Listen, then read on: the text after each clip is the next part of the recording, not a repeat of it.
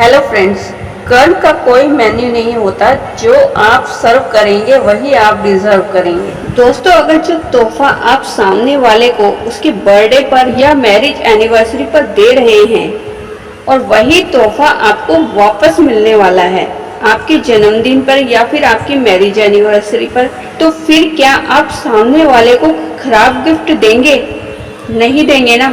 तो आप सामने वाले को अच्छा तोहफा या अच्छा गिफ्ट ही देंगे जिससे कि आपके हाथ में अच्छा गिफ्ट आए। तो दोस्तों, हमारी लाइफ में भी कुछ ऐसा ही होता है। अगर आप किसी के साथ अच्छा करेंगे तो आपके साथ भी अच्छा ही होता है, क्योंकि जो हम कर्म करते हैं वह वापस हमारे पास लौट कर जरूर आते हैं। इस बात को आप लोग जितनी जल्दी हो उतनी जल्दी आप समझ ले, उतना आपके लिए अच्छा होगा। कई लोगों को लगता है कि जो हम कर्म करते हैं अच्छा या बुरा, वे कर्म में शामिल नहीं होते। दोस्तों, ये आपकी गलतफहमी है, बल्कि आपके द्वारा सोची हुई बात भी कर्म ही कहलाती है। जो भी विचार आप सामने वाले के बारे में सोचते हैं वही विचार आपके पास लौट कर आते हैं। जैसे मान लो, अगर हम किसी सामने वाले इंसान के बारे में बुरा सोच रहे हैं, ऑटोमेटिकली सामने वाला भी हमारे बारे में बुरा ही सोचने लगेगा। तो चलिए दोस्तों, मैं आपको एक कहानी सुनाती हूँ। एक राजा था, वह बड़ा ही न्यायप्रिय था और धर्मात्मा था। राजा को ईश्वर के प्रति आस्था थी, इसलिए अपने राजमहल में एक विद्वान ब्राह्मण को रख लिया। राजा के घर में एक पुत्र का जन्म हुआ और अपने पुत्र को पढ़ा लिखा के विद्वान बनाया। और जब राजकुमार की शादी करने की उम्र आई, तब राजा ने एक सुकन्या देखकर राजकुमार की शादी करवा दी। विवाह के बाद एक बार राजकुमार सो रहे थे, तब राजकुमार की पत्नी को नींद नहीं आ रही थी। वह वही कमरे में घूम रही थी। तभी उसकी नजर राजकुमार की चमकती हुई तलवार पर पड़ी, तो उसने तलवार को म्यान से निकाला और उसने म्यान से निकालते ही तलवार बिजली के समान चकाचौंध के चक्कर में वह तलवार उसके हाथ से छूटकर राजकुमार की गर्दन पर जा लगी, जिससे राजकुमार की गर्दन कटकर अलग हो गई। तब राजकन्या उस हादसे से बहुत ज्यादा घबरा गई और फूट फूट कर रोने लगी और सोचने लगी कि अगर मैं सबको सच बताऊंगी तो कोई मेरी बात पर विश्वास नहीं करेगा। इसलिए राजकन्या ने अपनी मनगढ़ंत कहानी बनाना शुरू कर दिया और जोर जोर से चिल्लाने लगी। यह सुनकर सारे दरबार और सारे मंत्री वगैरह सब वहां पर आ गए। तब राजा ने राजकन्या से पूछा कि राजकुमार का यह हाल किसने किया।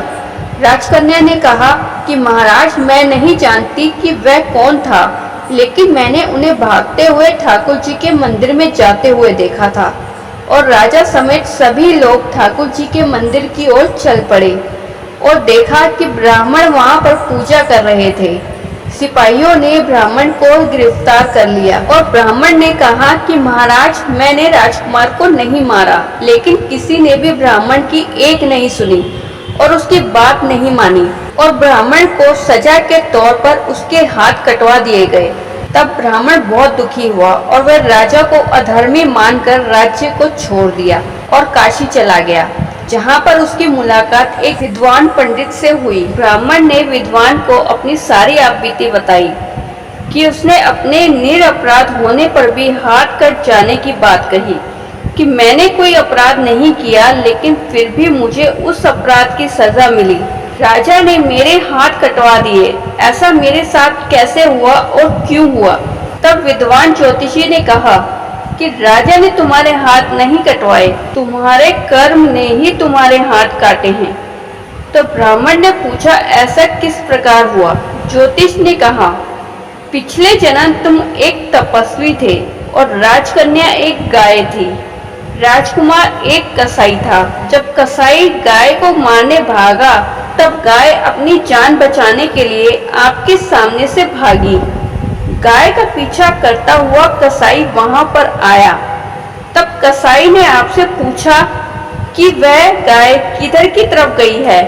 तब आपने इशारा करके गाय की तरफ कहा। तब कसाई उस दिशा में गया और कसाई ने वहां गाय को देखा और मार डाला। इतने में जंगल से एक शेर आया और कसाई और गाय दोनों को खा गया। तो इस जन्म में राजकुमार वही कसाई था और राजकन्या वह गाय थी।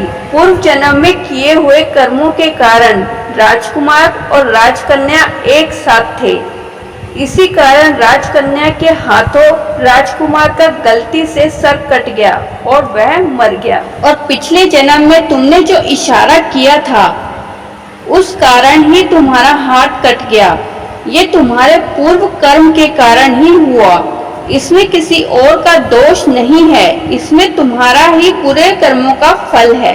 तो दोस्तों ये आपको समझ लेना चाहिए कि भले ही आपने इस जन्म में उस इंसान का कुछ नहीं बिगाड़ा, भले ही आपने जानबूझकर कुछ नहीं किया हो, लेकिन आपसे उस इंसान के साथ अनजाने में कुछ गलत हो गया है। लेकिन पिछले जन्म के कुछ बुरे कर्मों के कारण ही आपके साथ ऐसा हुआ और आपके कुछ बुरे कर्म के कारण ही आपको इस जन्म में ऐसा भुगतना पड़ता है। इसलिए कर्म हमेशा सोच समझकर करना चाहिए। आपको यह समझना होगा कि आप जो इस समय अच्छा या बुरा भुगत रहे हैं वे आपके खुद के अपने कर्मों के कारण ही है, क्योंकि आप अपने पिछले बुरे कर्मों को नहीं बदल सकते। इसलिए बेहतर होगा कि आप इस जन्म में अच्छे कर्म करें, आपके साथ अच्छा ही होगा। कर्म के आगे कोई छोटा या बड़ा नहीं होता, जो हमने कर्म किए हैं उन्हें भुगतना ही पड़ता है। जैसा भी हमने किया है उसका फल हमें जरूर मिलेगा। इसलिए हमें कर्मों का चुनाव बहुत सावधानी से करना चाहिए, जिससे दूसरे इंसान को तकलीफ ना पहुंचे और अच्छे कर्म करके खुद को और समाज में सहायता कर सके। आप लोग इस कर्म सिद्धांत को जान लो और मान लो, जो करोगे वही भरोगे। कभी किसी के बारे में बुरा ना सोचे। अगर कोई आपके बारे में बुरा करता है तो उसको माफ कर दें और आगे बढ़े।